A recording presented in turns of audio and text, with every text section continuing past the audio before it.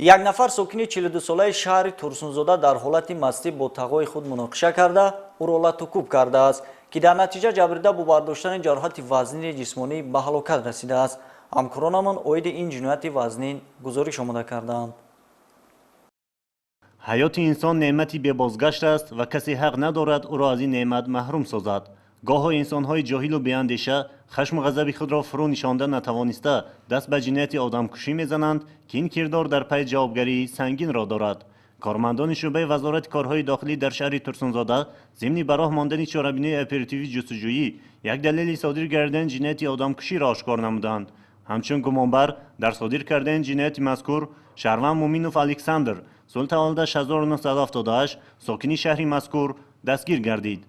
نامبرده بعد استعمال مشروبات اسپریتی در حالت مستی به منزل استقامتی شهروند خالمرادوف تیمور تاجیمرادوویچ سال تولد 1950 واقع در محله 2 بینای 101 شهر ترسونزاده آمده صاحبخانه را مورد لطوکوب شدید قرار داده است که در نتیجه جرب دیده با برداشتن جراحت‌های وزنی جسمانی به هلاکت رسیده است. مقصد کشتن شما همین تقاطع کشتن در چی بود؟ مقصدش همین بود که این خانه ما نمونده برای همین ما کشتیم. خانه را کی داده؟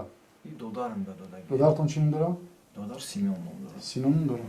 بعد صادر کردن جنایت مذکور نامبرده برای روپوش کردن جنایت و از جنایت را از بین بردن لباسهای خونالود خود و مرحوم را پنهان کرده جسد را طوری گذاشته است که گویا خالمرادوف تیمور بیمار شده سپس دچار مرگ گشته باشد، ولی تشخیص اکسپرتیز سود طبی در جسم مرحوم علامت‌های مرگ مجبوری را معین نمود و کارکردهای اپراتیوی کارمندان میلیسیا نتیجه داد. از رفت تفتیشات و نشاندادی دستگیر شده معلوم گردید که مومینوف الکساندر و محروم خالمرادوف تیمور رابطه خویشتاباری داشته جنایت در زمینه به دست آوردن مالکیت صادر گردیده است.